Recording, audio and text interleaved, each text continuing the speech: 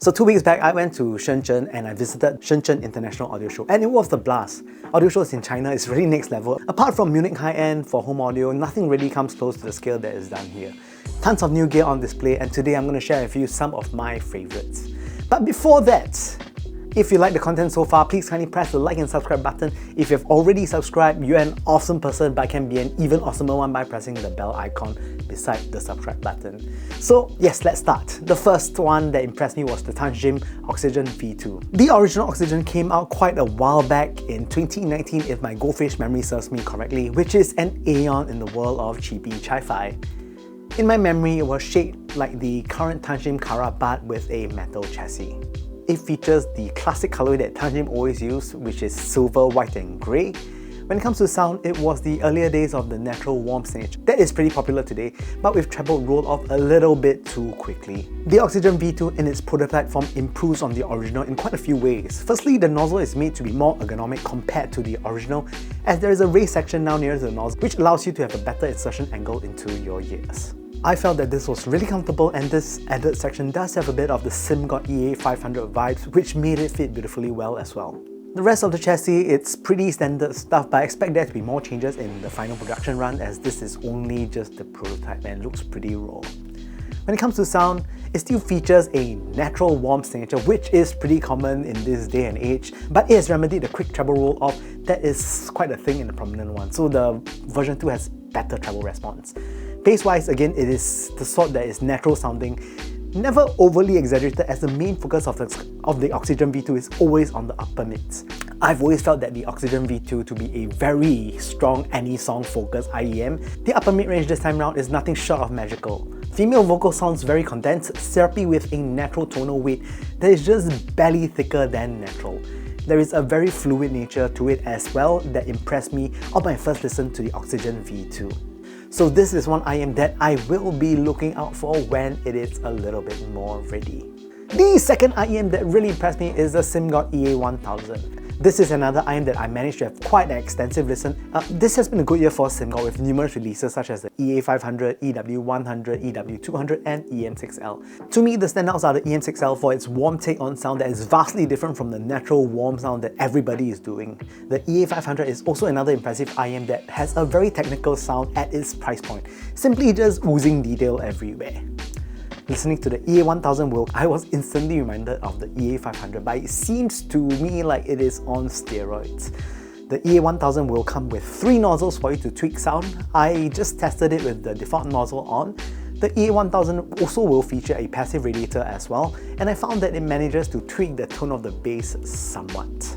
Anyways, the EA1000 has a similar signature to the EA500 that came before, but with even higher levels of resolution. It does seem a little thicker to me on my initial listen, but with bass that has a very nice resonant texture that is probably augmented by the passive radiator. This is another IEM that I am extremely keen to try. The third IEM that really impressed me is the Dunu Glacier. Now, the Dunu Glacier is a new hybrid IEM from Dunu that features a driver configuration of 1 dynamic driver, 4 balanced armature and 4 electrostatic drivers. All of those are encased in an anodized aluminum chassis. If you know the characteristics of ESD drivers, they work in a very specific treble band and hates to be overloaded. When the drivers are overloaded, instead of buttery smooth treble, you get a really gritty and rough expression, which isn't good. But Dunu managed to balance this really well and have created a mid-fi offering that allows for velvety vocals that is paired with effortlessly airy highs that is handled by the ESD drivers. None of that roughness that I mentioned prior. Based on these, supports a smooth mid-range with impactful thumps, giving good weight and dynamics to the overall sound. The fourth thing that really impressed me is not really an IEM, it is more like a dongle. This is the Colorfly CDA M2.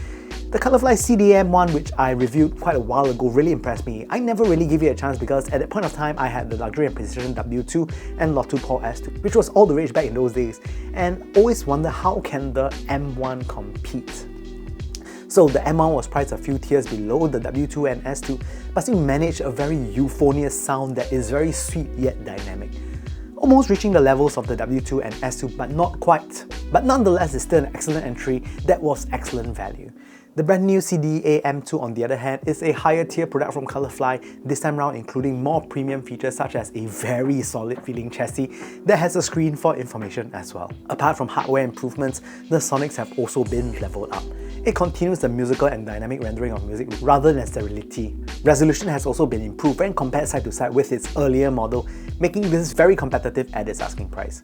Colorfly has always been great designing electronics that has a very intricate blend of dynamics and musicality, and the CDA M2 is no different. And lastly, the one that really impressed me at this show, I think would be the Truthear Nova. Now the Nova is the next chapter for Truthears, this time now using 4 balanced armatures and 1 dynamic driver.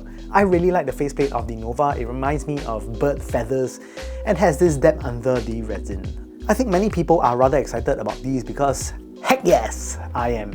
I much prefer the Nova over the Hexa when I heard it. The Hexa was a little bit muted, especially in the upper mids, where it was tuned a little bit too safely and it wasn't as exciting. The Nova, on the other hand, still has that natural warm signature, but it features a very well-tuned upper mid-range that gives so much energy into the music.